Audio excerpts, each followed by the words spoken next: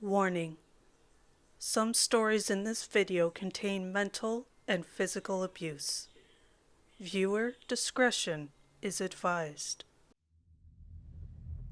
Join the coven.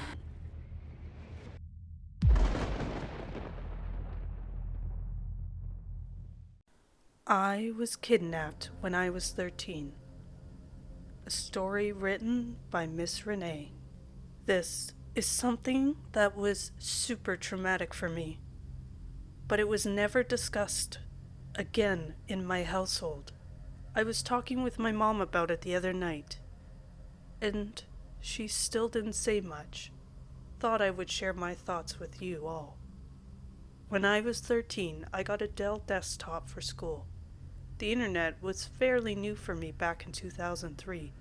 AOL and MySpace, Yahoo Messenger, AOL chat rooms, 16 female Cali, anyone?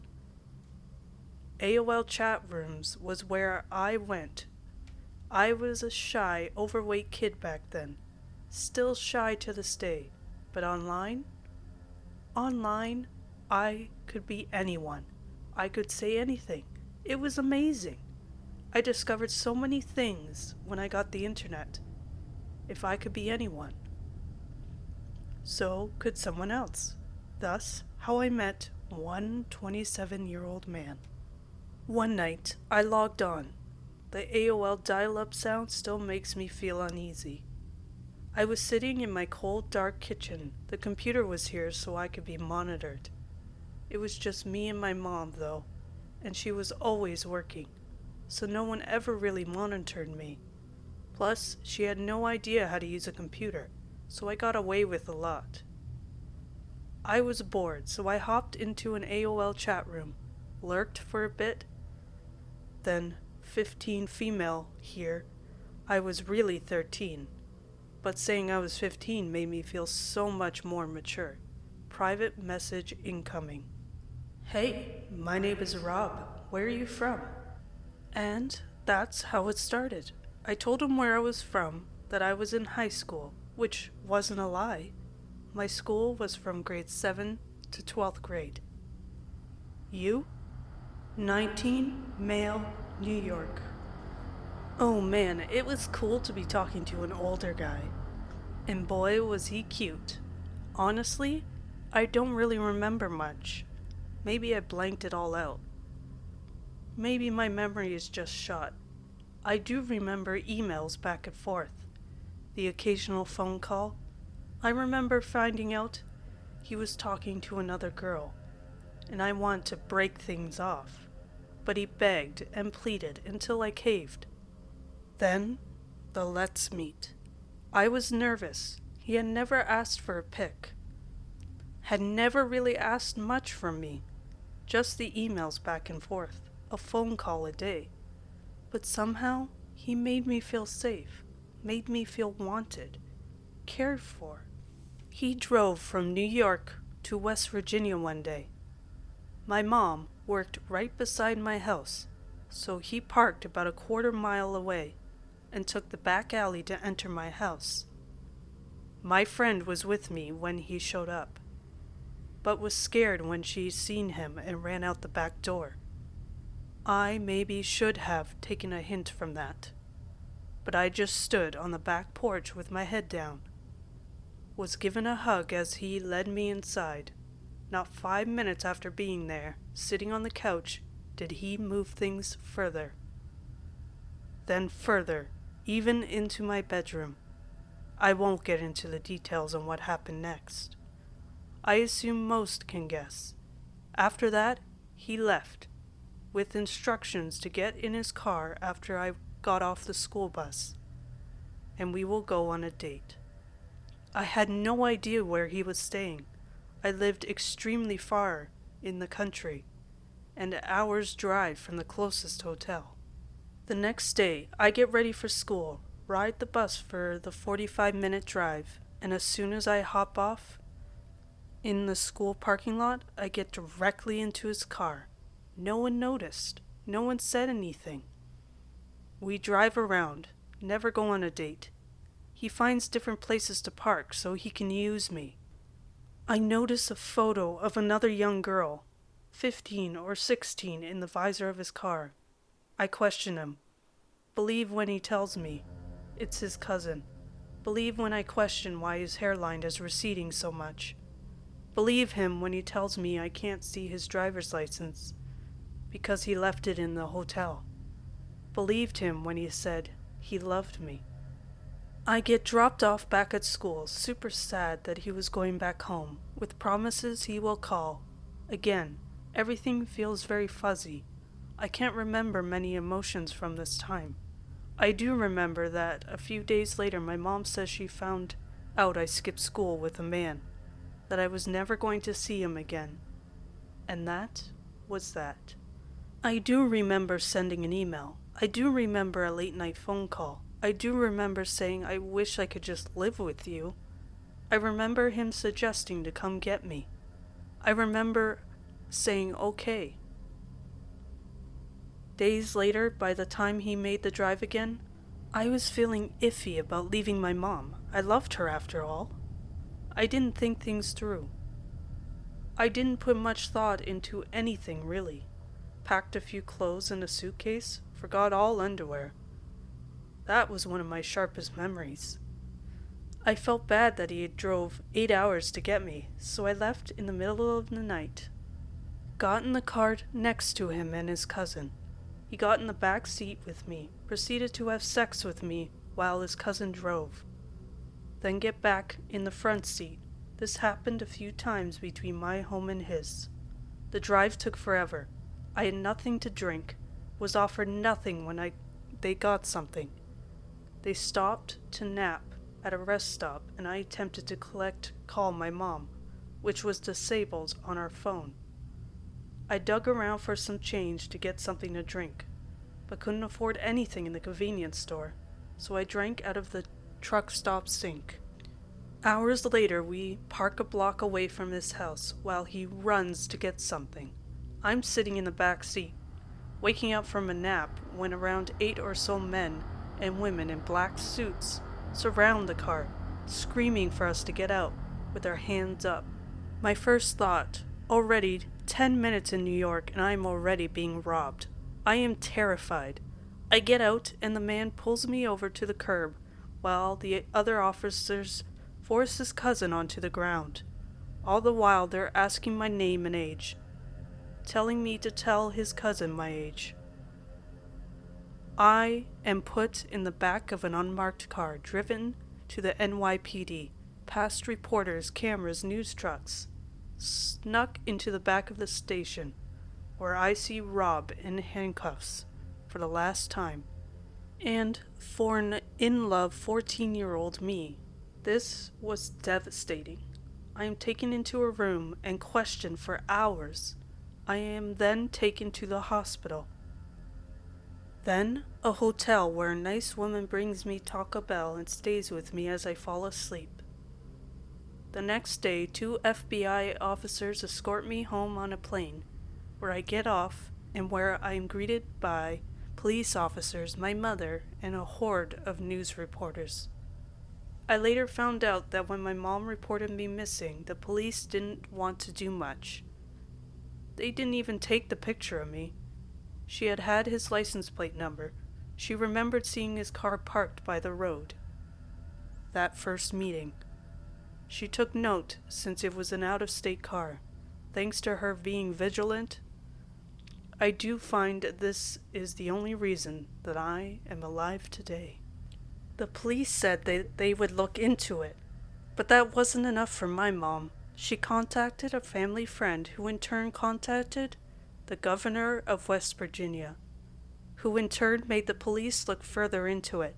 After they ran the license plate number and looked into the man, found out who he was, that was when they issued an Amber Alert, noting that I was in extreme danger. My cousin told my mom that he looked at Rob's rap sheet and it was a mile long, but wouldn't tell my mother what was on it, for fear of scaring her more. I never went to court. I never went to any hearings, but I did fall into a horrible depression. My friends' parents wouldn't let them hang out with me. People spray painted slut on my locker at school. I had no friends, but most of all, I thought a man was in prison for loving me.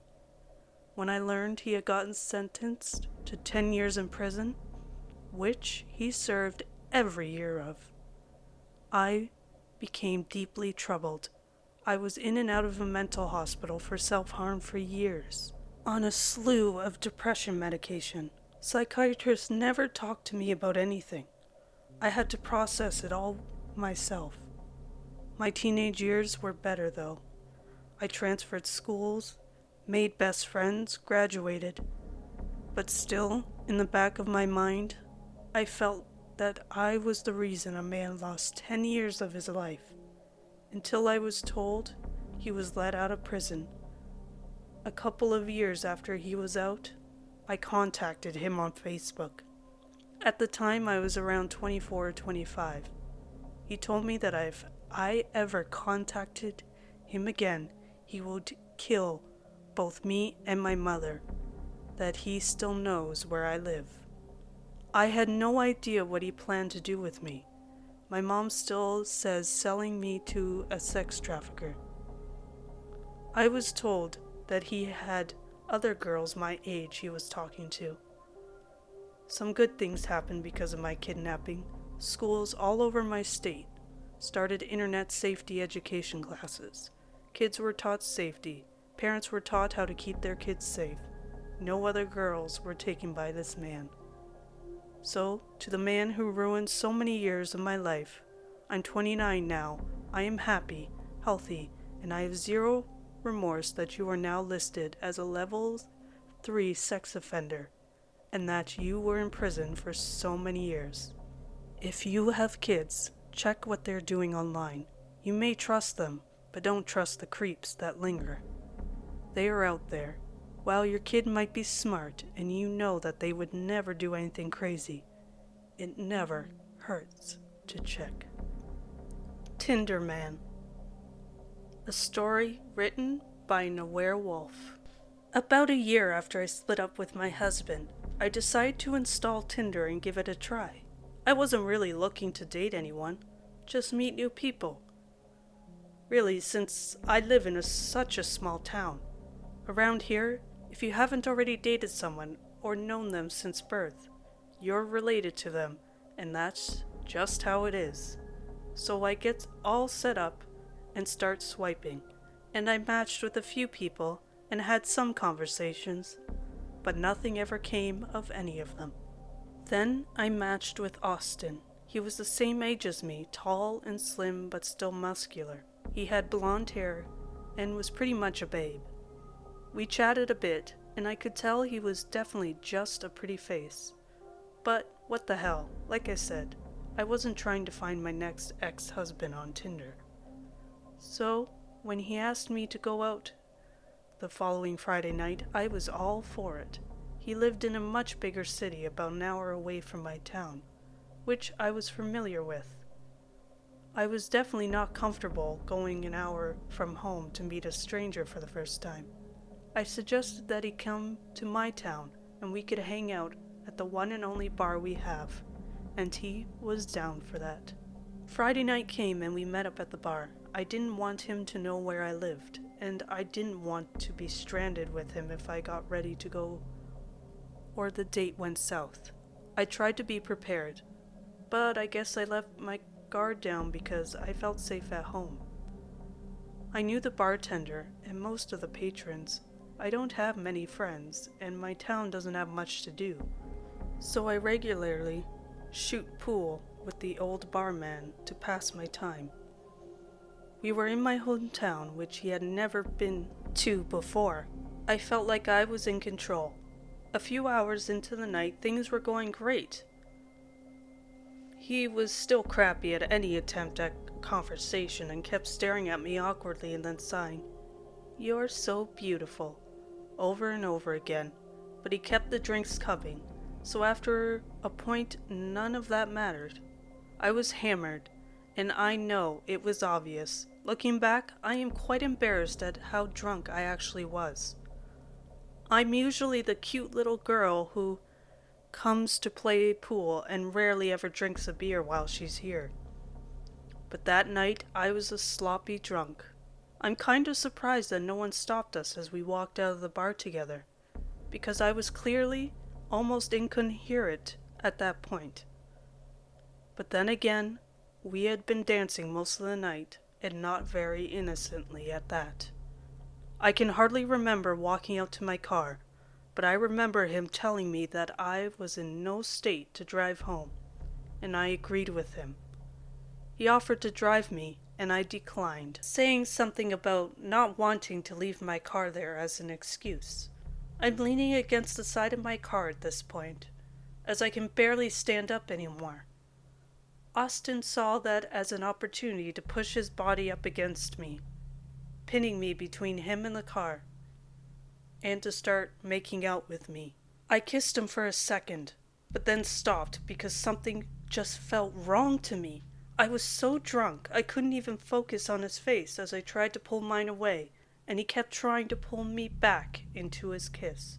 I need to sit down, I said suddenly, unable to think of anything else to say. He sighed and backed away just far enough for me to slide down to the ground, knees pulled to my chest as I rested my head on them and tried to get my mind to function correctly.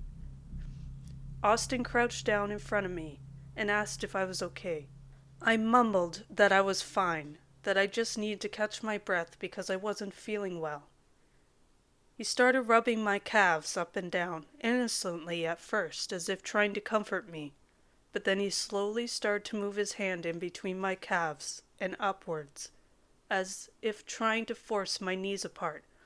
I clenched them together and pulled my skirt down as far as I could, but it was hardly knee-length standing, much less squatted like I was. He started pushing my hands up as I clutched my skirt in them, and I felt my face beginning to burn red. "What the hell are you doing?" The words came out before I could stop them, and I wasn't entirely sure if I would have said anything differently if I had thought it through. He stood up quickly, never looking away from my face, but also not answering my question. I managed to stand up as well, dirt on my skirt, hands, and knees. I looked up into his face now as well, making eye contact with him. I was still very drunk, but my anger and fear had given me a bit of clarity.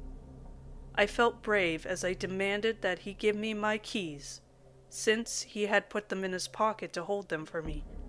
This date was over, and I think we both knew it, or at least he should have. I guess he had forgotten that he had my keys, because a small smirk flashed on his face when I held my hand out for them. I stood there in absolute shock as this grown man threw my keys over my car and into the wood line on the other side of it, looking me in the face and smiling as he did it. I can't remember what I said at that point, or if I even said anything at all, because I felt speechless at what had just happened. Determined to get my crap together and get the hell out of there, I snatched my heels off, still making eye contact with him as well, and stomped around the car to find my keys. He thought this was hilarious as he started braying laughter as I searched in the dark for my keys, bent over, sweeping aside brush and thorns with my hands. I noticed suddenly that he had stopped laughing at me. I looked over my shoulder and he was standing a few yards behind me, pants undone, stroking his genitals as I frantically searched for my keys. I felt terror spread through me as I realized this guy was actually getting off to me wanting to try and get away from him. I went down to my knees and started tearing plants out of the ground in an effort to find my keys, begging God to let me find them or for someone to come out of the bar and see what was happening. I saw a glint in the tall grass in front of me and to my left as I heard footfalls start running behind me. I dove for my keys and tried to stand up as I grabbed them, but he tackled me to the ground from behind. I started screaming and he shoved my head down, forcing my face into the soft dirt, his other arm under my belly trying to lift me up from the waist down. He had forced his legs between mine, and I could feel them pushing hard to keep me from closing myself to him. I felt his muscles flex as he tensed to fight my legs closing again, and I threw my arm back as hard as I could, stabbing my key into his leg. He started screaming and threw himself back, and I somehow was running before I even stood up all the way. I threw myself into my car, locked the doors, and started the engine. I was too panicked in that moment to look for my phone to call the police. I afforded one glance out the window to see if he had gotten up before I slugged gravel out of the parking lot and drove 80 the whole way home. Once I got home, I did call the police. I told them everything that had happened, almost in as much detail as I have told you all here. But after establishing how I met him, the fact I was drunk, my choice of outfit for the evening, and the fact that I didn't even know his last name, nothing was ever done. I just kept a picture of him on my phone and warned anyone I knew who used Tinder about him. My best friend and I, because we cope with things through dark humor mostly, dubbed him Tinder Man, and he will forever serve as a cautionary tale to anyone I know using dating apps or online dating in general. You never know who you're actually meeting. Austin, let's never meet again. Trust Your Gut, a story written by ZestyShark. This story happened to me when I was 17 or 18. It was a really awful time for me, which will soon become clear why. I still felt very shaken and unsafe from the ordeal, especially considering what has happened recently. Anyway, enough rambling, let's get on with the story. Back when I was 17, I took a course at college. I am from the UK, so it's not university, just higher education. I met George quite early on during my course, but he was taking a different one, so we only really saw each other during breaks, etc.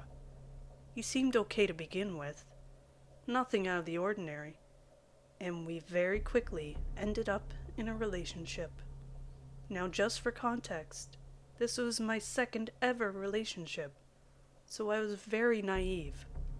I didn't really know what was normal and what wasn't, so please excuse my innocence. The first warning sign was a few months in. I used social media quite a lot and had many friends who were male from my friendship group. George ended up having a problem with this, and it eventually led to an ultimatum being made: him or social media. Your girl chose him because, I don't know, I was a knob. So it led to me being isolated from my friends very early on. However, I had a gut feeling that this was wrong and not the normal behavior of people in love. I won't go into details about how bad the relationship got due to potentially triggering other readers, but it got very abusive, physically and emotionally, to the extent I took many trips to the hospital, and in turn, reached rock bottom mentally. Now, people often ask me, well, if it was that bad, then why didn't you leave? Hell, I tried multiple times, but it would cause more hassle and harassment. He would blow up on my phone with 50 calls, turn up at my house begging, and sadly, it was easier to stay to avoid that aggravation. Also, I was cut off from my friends, and at this point, my mother and most of my family. Progressing on, my dad moved me in with him because he lived 45 to 50 minutes away from George. George was unemployed and didn't have a license, so the logic was he wouldn't be able to afford the train fare to get to me. Well, that didn't work. The abuse got worse, and eventually, I guess the rose-tinted glasses came off, and I saw him for the abusive monster he was, and I broke up with him. Now, the usual begging via text happened. But I was stronger, and let me tell you, when you find your strength, you're freaking unstoppable. The relationship with me and my mother got better, so I would go to visit her. While I was at hers one day, George turned up randomly. I have no idea how he figured out he was there, as I was not talking to him at this point. George and one of his friends ran down to my door and started thumping on it like a freaking tax collector. My brother was in at the same time as he was, ready to blow out. But I told him I would deal with it, but to listen in case things got bad.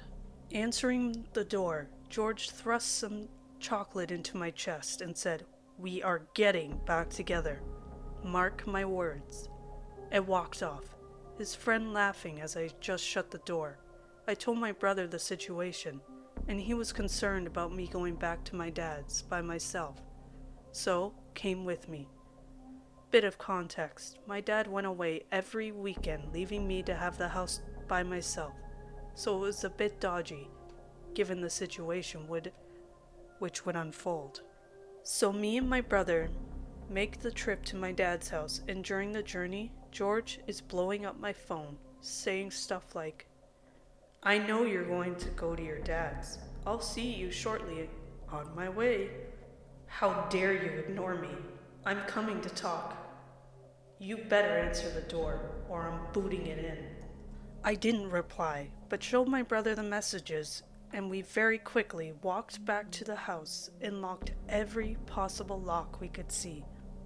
It gets to 2 a.m. I haven't heard anything from George, so I assumed it was an empty threat, when suddenly I got this really weird feeling in my stomach, like something was wrong, or something bad was gonna happen. I was in my room with all the lights off, and I peeked out of my blinds. He was standing there, just looking at the house, and smoking cigarettes like some entity. I quickly ducked down and crawled to my brother's room, waking him up and telling him the situation. We both watched him for 2 hours, so at this time it is 4 a.m. He hasn't moved, and he's just like a statue. Thankfully, one of the neighbors had clocked onto this weird man just standing, looking at houses, and called the police. When they showed up, he just ran off. Fast forward a couple weeks, I'm at the house by myself, and I get a text. At this point, I'm ignoring him, and I'm not replying or taking any of his calls. "Me and my traveler boys are coming to mess you up." Side note, his dad did have brief connections to people of the traveler community, and I have seen so many messed up things from events like parties where a traveler guy attempted to stab someone in a church. My heart almost jumped out of my chest. I turned all the lights off, locked the doors, and hid in my room. The windows were really quite high up, so you could hide under them without being seen. My senses were on overdrive, and I'm there frantically texting my brother. I hear a van pull up on my street and hear people getting out. As I am hiding, I hear the back gate open and muffled talking. They are in the garden, mentally mapping out the layout of my dad's house. A brief wash of dread hit me. Had I locked the conservatory door? That freaking door. It was the bane of my life. I always forgot about it. It only let them into the conservatory and not into the house. But still, it's made of glass. They might even have tools to break it. I hear the door open, and to my horror, it was unlocked. Frantically, I called the police as I heard them fumbling with the second door. When that didn't work, they began striking the glass. The operator was telling me to go and hide in a room which can lock, so I crawl into the nearest bathroom and lock it as my heart rate is beating out of my ears and the bitter taste of bile crept up in my throat. The police arrived in 10 minutes, the longest 10 minutes of my life, and found George with 3 other men on a search of 2 of them. They had knives and one had a screwdriver. They really were going to mess me up. That event led to me getting a restraining order against George. He tried a few years later to get back in contact, but I blocked everything relating to him and his family immediately. I thought that was the end of it, but last summer, while I was in work, he strolled in with the same friend when George had offered me chocolate. He saw me and did the creepiest grin I had seen as his friend was nudging him while pointing at me. I quickly went into the back room and had a panic attack. My boss was told, and we have CCTV of what he looks like, so if he was to come back and all staff would be aware. I just hope George leaves it be. Please, let's not meet again. The Man in the Truck. A story written by Lily Draws. Okay, so this just happened a few days ago when I was on a road trip with my cousin. I'll be referring to him as James. For quick reference, I'm 13 and female. James is 21. James and I were on a road trip from my grandmother's to my aunt's house. I have a great relationship with my cousins, so my parents let me go on trips with him occasionally. It's about a 10-hour drive, and we are about 3 hours into the drive. It was about 9 p.m. at the time. I was pretty sleep-deprived, and everything was hilarious at that moment. So when I saw a red semi-truck outside my window, I just laughed my butt off. The man in the truck was heavy-set. That's an understatement, and had a long, untamed beard. He had a creepy vibe, but I waved to them. He in turn did a groping motion towards me.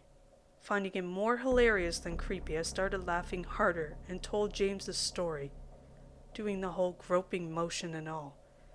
He looked creeped out and disgusted, but there was nothing either of us could do. A while later, about 4.5 hours into the drive, James pulled into a rest stop. I walked into the bathroom, and when I came out, the man was just standing there. He looked to be about 6 feet at least. I looked out the glass door leading into the building and saw James, glaring daggers at the door. I was confused and walked back to the car. What he told me really creeped me out. So much so, I started crying. Then again, I had been awake for around 20 hours. The man had stared and followed me inside the building, mumbling crap about me. James said he was basically talking normally. He attempted to comfort me, but quickly said he had to go to the bathroom and went inside. A few seconds later, when I was in the car, the guy was at my window. He stared at me, a wide, creepy grin. He started saying I should go with him, and he was gonna treat me good. He offered me candy and tried to coax me into his truck. I was busy bawling my eyes out. Then, right on cue, James walks out and yells at the guy, threatening him. The guy backed off and got back into his truck. He still just stared at me, the grin still on his face. We floored it out of there. We wanted to get as far away from that guy as we could. It was around 12 a.m. when we pulled into a motel to sleep. The rest of the night until 8 a.m. was fine. Nothing really happened. Sadly, that didn't last long. When we were at a restaurant eating breakfast, the same fat man sat across from us. He grinned at me, and James looked pissed off. The guy walked by the table when going to the bathroom and brushed his hand on my shoulder, doing the same on the way back. A quick note. James is a chill dude and will let most anything slide, but because he's known me since I was just a baby, he's protective over me. He's not even like that to my siblings. He and I are close.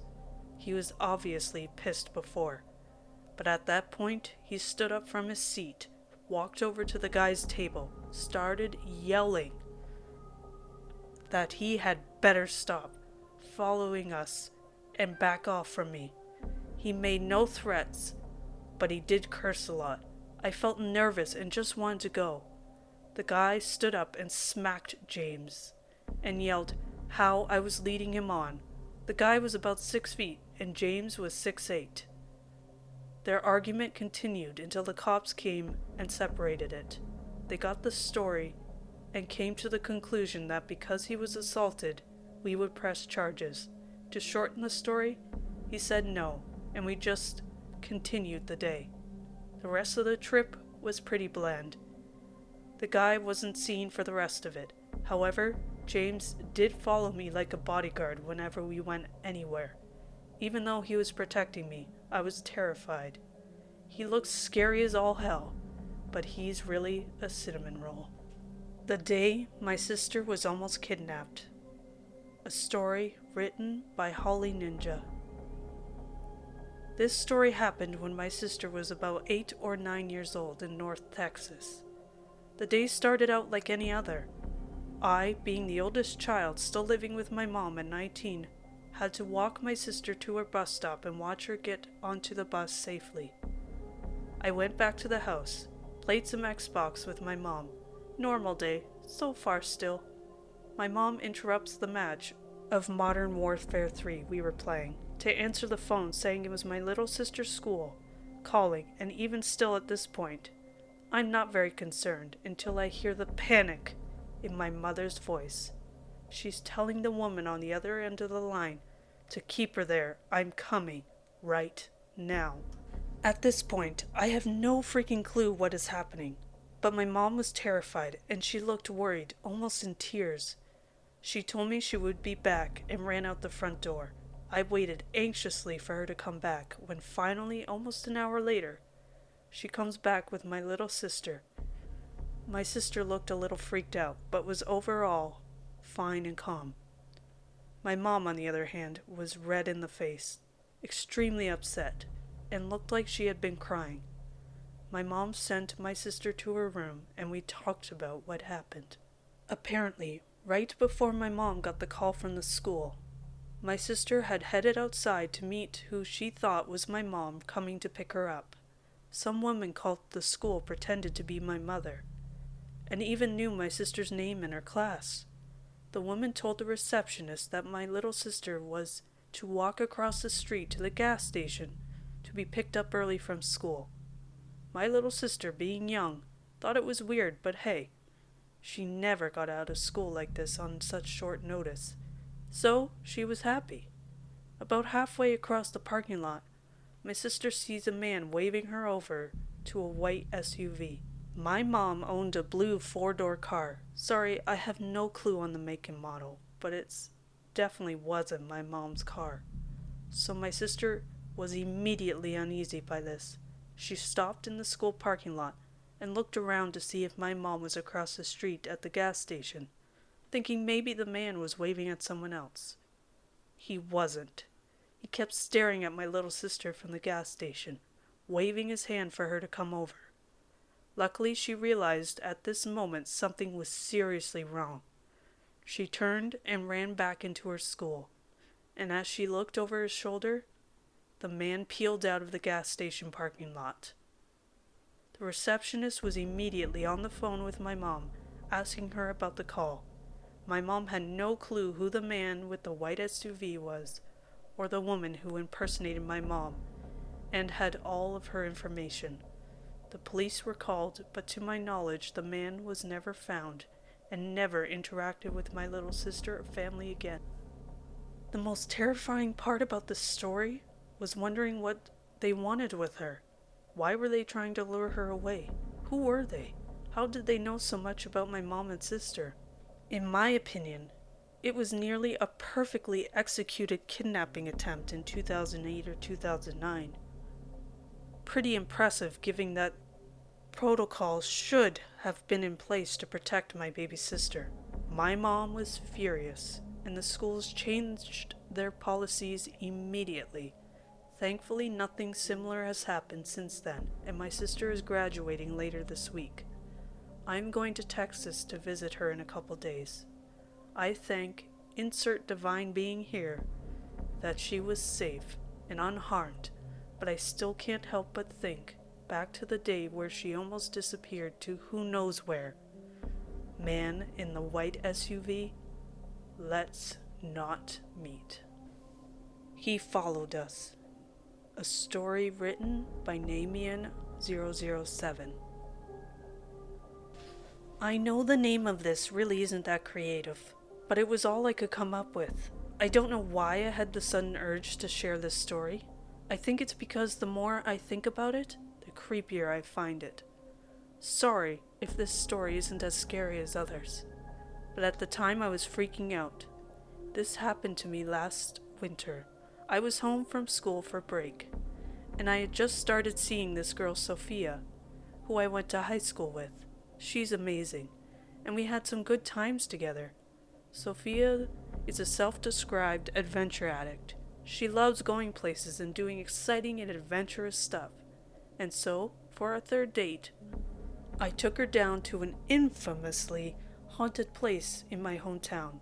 I don't want to say the name of this place, as it has some national recognition, and I don't want to give away where I live. It's basically a long, winding road that ends at the ruined foundations of an ancient house. There are about a bunch of crazy stories as to why this place is so haunted, and most are about what you'd expect. Man goes crazy and murders family before committing suicide. Supposedly, the closer you get to the foundations, the more haunted things become, and you'd see things like shadow people, hear disembodied voices, or even possibly getting pushed or scratched. I've gone there once before with my friends. Needless to say, nothing happened to me. I figured that this date would be the perfect combination of romantic and exciting, and it seemed to work, because Sophia was very excited, having never done it before. I picked Sophia up and drove to the road. It was about a 20-minute drive from her home, which gave us plenty of time to joke around about the situation. She made fun of me for bringing a large knife with me. I did it because I lurk on here and listen to creepy stories all the time, and they've instilled in me a healthy case of paranoia. We eventually came to and turned down the road. The road is in the country, at least a 20-minute drive from town, with only a few scattered houses along it. When you turn onto it, it's relatively normal, and maybe 3 or 4 houses spread out among 2 miles or so. When you reach the end of it, there will be a small section just big enough for 1 or 2 cars to park in and turn around. From here, the actual haunted part of the road was closed off by a gate, so you'd have to continue on foot. We got out, and I make sure to take my knife with me. The journey down the road was actually rather peaceful.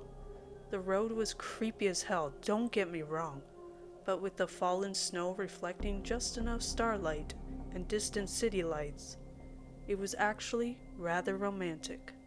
Sophia was clinging on to me.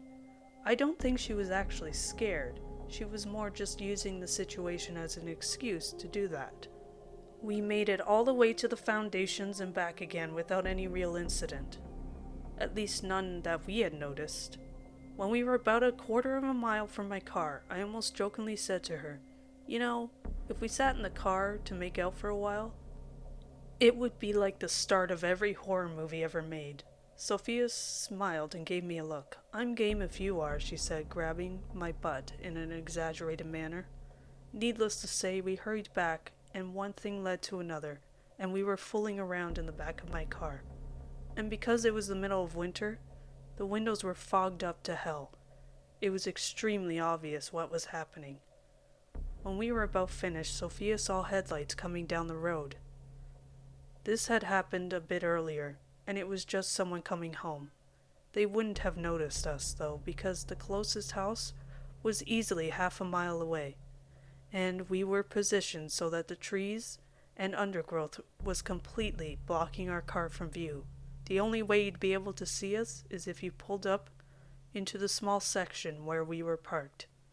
But the headlights didn't turn away, which could only mean that this person was coming over to where we were. Sophia was getting worried. She was very career-driven, and getting in trouble for having sex in what is technically a public place would definitely ruin her aspirations. I assured her that we were safe, and that it was most likely just more teenagers coming down here for a bit of thrill-seeking. I used my forearm to clear away some of the fog from the windows, and we watched.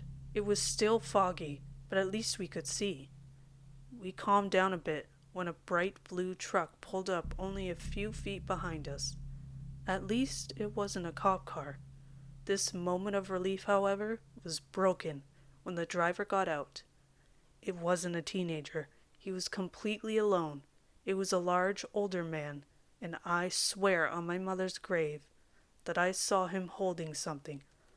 I don't know what it was, but in the dark and through the fogged windows, I swear that it looked like an axe.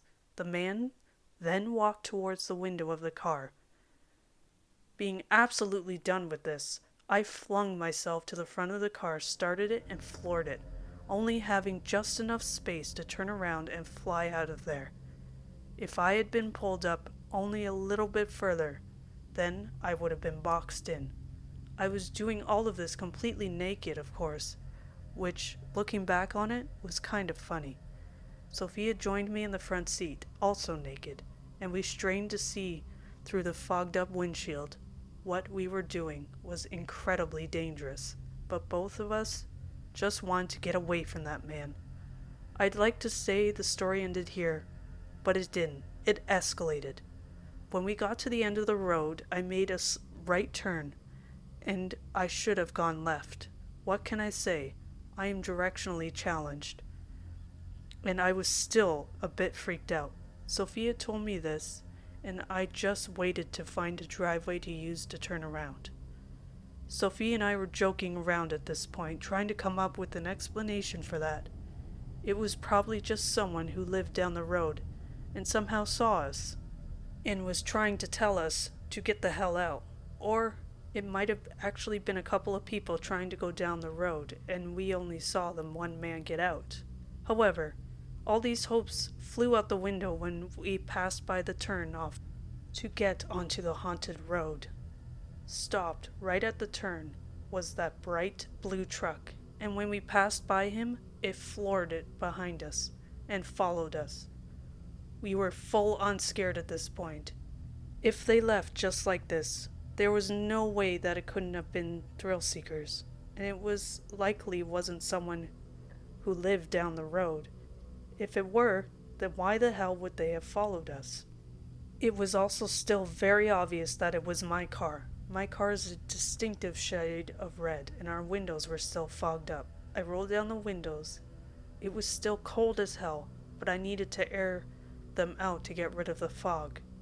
We were coming down a deer-infested country road after all. The whole time, the truck was still right on our tail. They were tailgating us the whole time. I took some unnecessary turns, and sure enough, this truck was still following us. The whole time, it was only a few feet from my tail, and was honking its horn at us. Either this was the most determined, aggressive driver in history, or he was after us. Eventually, when we got back to my town and the lights of civilization, the truck peeled off, and we could finally breathe again. Sophia and I left down and found a secluded spot to get dressed in privacy, and we discussed what happened. We don't know who that guy was, what he wanted, how he knew we were at the road, or what he might have been doing there in the first place, and we didn't know what he would have done if he had gotten us.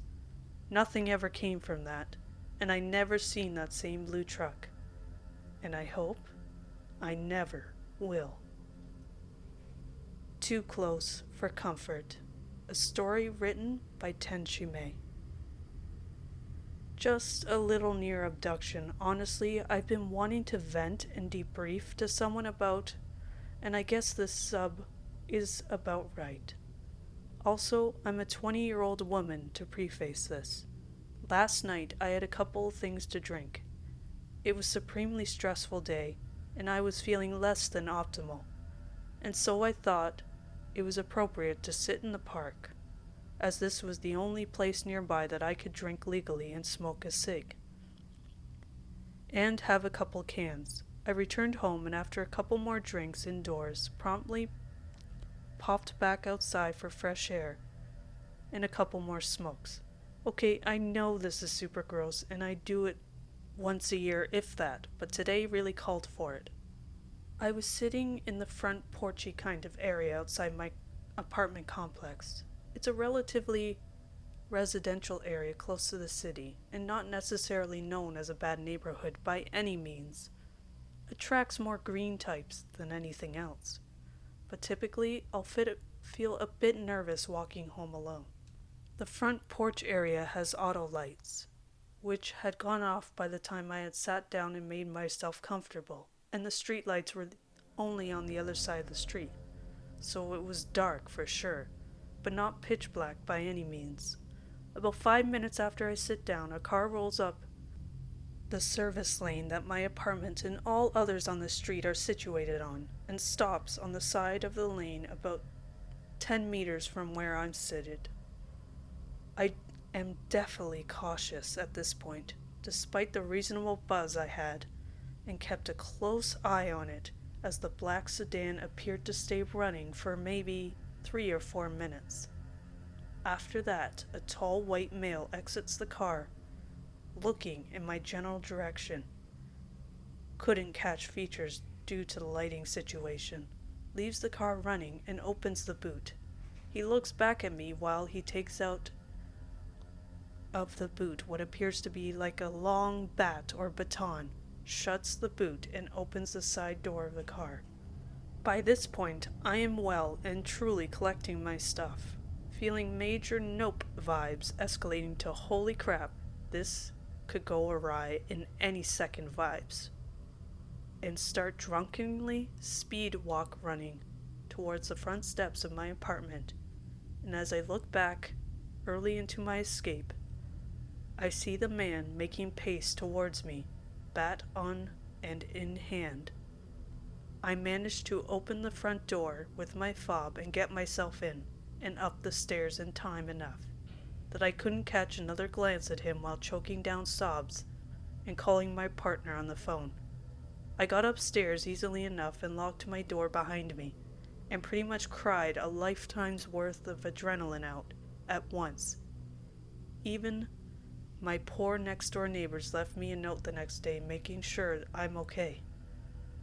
I feel like this story doesn't hold a candle to a lot of the tales on here, but I feel like when you experience a situation like this, it's suddenly so much more real, and I haven't had a second since that my thoughts aren't running around my head about what might have happened if I was paying less attention.